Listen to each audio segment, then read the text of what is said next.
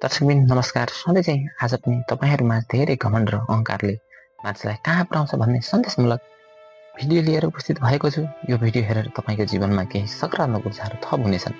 यो भिडियो अन्त्यसम्म हेरिदिनुहोला। सुरु गरौँ आजको विषयवस्तु। एउटा गाउँमा श्याम र हरि नाम गरेका दुईजना व्यक्ति बस्ने गर्दथे।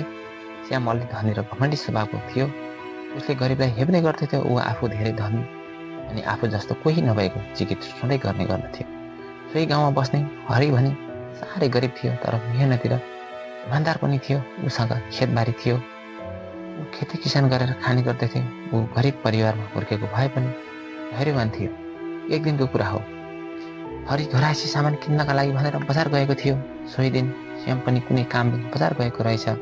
श्याम एउटा पसलमा बसिरहेको थियो भने हरि भने बजारमा सामान किन्दै पसल हिँड्दै थियो। श्याम बसेको पसल अगाडि पुरानो कपडा अनि हातमा सामान समाएर किनमेल गर्न अर्को पसलतिर हरि भने जाँदै थियो। अनि त्यत्तिकैमा श्यामको नजर हरि हिँडेको बाटोतिर गयो र उसले हरिलाई देख्ने बित्तिकै बोलायो, ए हरि, एकछिन यता आइजन ल। त्यत्तिकैमा हरि पनि श्याम बसिरहेको पसलभित्र गयो। पसलभित्र 3-4जना मान्छे अरू पनि बसिरहेका थिए। हरि श्यामले कुनै कामले बोलाएको होला भन्ने ठानेर उसको नजिक गएर सोध्यो, के थियो होला श्यामजी?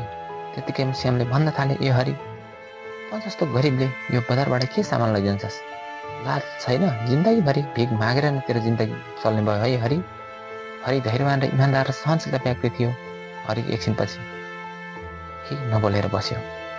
एकछिनपछि ऊ शान्त स्वरले भन्यो, धनी हुनु कुनै ठुलो कुरा होइन, तर मानवीयता चाहिँ हुनुपर्दछ। हरिको सहनशीलता देखेर पसलमा बसेका सबै मान्छे छक्क परे, तर श्याम भने ठुलो स्वरमा हाँसेर बस्यो।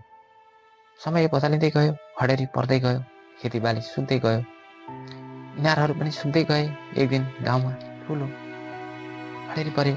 हरिले भने 1 वर्ष पहिले एउटा नयाँ प्रविधिको सिँचाइ प्रविधि खोलेको थियो। सोही प्रविधि चाहिँ हरिलाई काम लाग्यो। हरि एक्लै किसान थियो। उसको भने खेतबारी हरियो हुँदै गयो।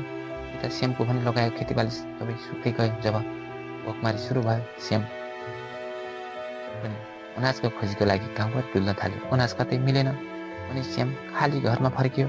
श्यामले कतै अनाज नमिलेपछि अन्तिममा हरिकहाँ नै अनाज माग्न जाने निर्णय गर्यो। भोलिपल्ट बिहानै उठेर श्याम हरिको घरमुख बाटो लाग्यो। लाजले मुख रातो अनि निन्द्रा नपुगेका जस्ता आँखा बनाउँदै हरिको घरमा पुग्यो। हरि घरको आँगनमा बसिरहेको थियो। श्याम पनि त्यही आँगनमा टुप्लुको पुग्यो। हरिले श्यामलाई के कति कामले आउनु भएको हो भनेर सोध्यो।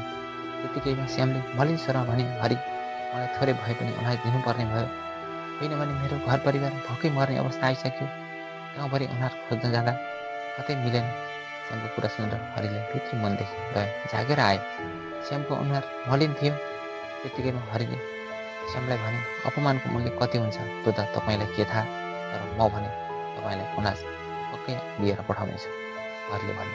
तर श्याम भने केही बोलेन। त्यत्तिकैमा हरि भित्र गएर एक बोरी अनाज ल्याएर दिएर भन्यो, आज म धनी भएको छैन, तर तपाईँको घमण्डले गर्दा नै आज तपाईँको यो अवस्था भएको हो। त्यो दिनदेखि श्यामले सबै घमण्ड छोडेर सबैजनासँग मिलेर बस्न थाल्यो। दर्शकबिन, त्यसैले गरिब सोझो भनेर कसैलाई अवहेलना गर्नु हुँदैन। अहङ्कार सधैँ भोगले झुक्ने गर्दछ भने सम्मान सधैँ माथि उड्ने गर्दछ। दर्शकबिन, यो भिडियो अन्त्यसम्म हेरेर साथ दिनुभएकोमा धन्यवाद। फेरि पनि यस्तै भिडियो लिएर आउनेछु। हाम्रो च्यानल हेर्दै गर्नु।